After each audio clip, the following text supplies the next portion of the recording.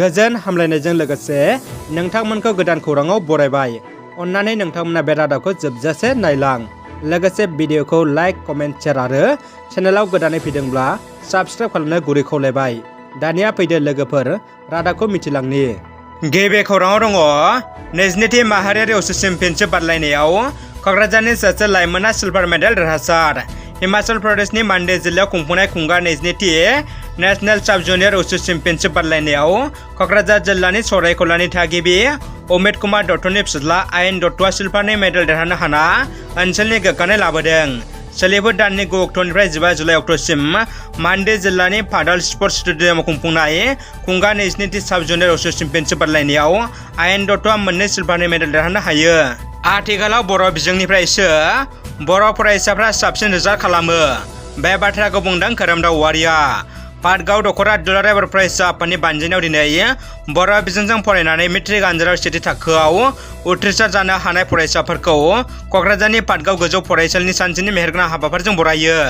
बे बरायनाय हाबाफारिखौ बेखेवनानै होयो क'क्राझार जिल्ला एबसुनि गाहाय नेहाथारि मुर्सि काम्फा बसुमतारिया आरो हाबाफारियाव गाहाय आलासि महरै बाहागो लायो मिरु एबसुनि लोगो आफादगिरि मानगोनां मुर्सि खोरोमदाव औवारिया। गाहाय आलासि महरै बाहागो लानानै मिरु एबसुनि लोगो आफादगिरि मानगोनां मुर्सि खोरोमदाव औवारिया थांनाय गोलाव समाव बर' हारियाव बर' बिजोंनि फारसे एबसुनि खामानि मावबोनायनि सायाव गुवारै बिबुंथि लाखियो। दिनै आसामनि गिबि मन्थ्रि डक्टर हेमन्त बिश्व शर्मा, बिटिआरनि गाहाय मावफुंगिरि सोद्रोमा प्रमद बर', रायजो बिजेपि दोलोनि आफादगिरि भबेश कलिता आरो एमएलए दिगन्त कलिताजों लोगोसे गरायसर बियाबनि बैग्रिबारि पुथियामारनि बान्दो माथावरिखौ नायगिदिङो। माथावरिखौ नायगिदिंनाय समाव आसामनि गिबि मन्थ्रिया रायजोफोरनि जेंनाखौ सुस्रांनो गोबां आसा होदों। दानिया फैदो गुबुन मोनसे खौराङाव।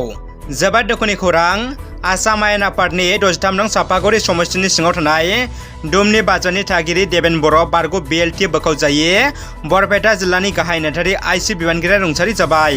बिथांनि अबथारा रुंसारि जानायाव रायजोफोरा गोथौ दुखु मोननायखौ फोरमायदों। बिथांनि गुबै जोनोम गामिया बरमसारि हालामावमोन।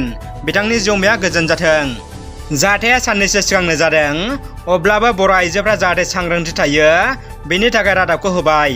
दिल्लीयाव सासे बर' सिख्लानि जिउ खहा, गुबुन रायजोआव खामानि मावनो थांनाय आरोबाव गुबुन सासे बर' लाइमोननि जिउ खहा। गुबुन रायजोआव खामानि मावहैनाय सासे बर' लाइमोन सिख्लानि जिउ गोमानाय जाथाया सोनाव फैदों। बे जाथाया जादों दिल्लीयाव। गुबुन रायजोआव खामानि मावनो थांनानै अबथारा जिउ गोमाहैनाय आसामनि बर' लाइमोन सिख्लाखौ पिंकि बर' होननानै सिनायथिदों। पिंकि बर'आ गलाघाट जिल्लानि धुनसिरि महकुमानि बेन्दोङाव थानाय बसापटानि पिंकि बर'आ न'खरनि रांखान्थियारि जेंनाखौ सुस्रांनो थाखाय हादरनि राजधानि दिल्लीयाव मोनसे फार्माव खामानि मावहैदोंमोन। रिपर्ट बायदिब्ला पिंकि बर'नि गोथै सह'खौ गावनि भारा न' सिङावनो बोखांनो हादों। जाथायखौ दिल्ली पुलिसआ नायबिजिरगासिनो दंब्लाबो बे जाथायखौ सुजुनाय समहालागै पिंकि बर'आ मा जाहोननि थाखाय अबथारा जिउ गोमाखो बेनि बागै मिथिनो हानाय जायाखै। ओरै भारा न'आवनो पिंकि बर'नि गोथै सह' बोखांनो हानाय खौरांखौ मोननाय लोगो लोगो गलाघाटनि बसापटार गामियाव न'खरनि सोद्रोमा आरो बाय बाहागिफोरनि गेजेराव दुखुआ साग्लोबदों।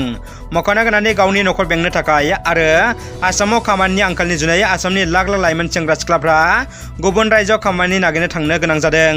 गुबुन रायजोआव खामानि मावना न'खर बेंनायाव बर'फोरा बाङाय नङा। लाख लाख बर' फिसाफ्राबो खामानि नागिरना गुबुन रायजोआव बेंहैनो गोनां जादों, जेराव गोबाङानो माखासे खैफोदाव गोग्लैहैनाय खौरांफ्राबो सम सम ओंखारबाय थायो। दानिया फैदो जोबथा खौराङाव। खौरां बिजोङाव रां जाख्ल'नायनि खौरां ओंखारनायनि उनाव बाक्सा जिल्लायाव PhDनि सोद्रोमानिफ्राय बोख्लायदों। बाक्सा जिल्लानि दिहिरायाव बे जाथाया सोमजिदों। मिथिनो मोननाय बायदिब्ला PMAY जिब मुलाम्फायारिफोरनिफ्राय रां लानायनि थाखाय बे जाथाया सोमजिदों। रादाबा एसेनोसै लोगोफोर। रादाबखौ जोबजासिम नायनो थाखाय नोंथांमोननिसिम गोजोननाय आरो साबायखर बावबाय। गोजोन्थों।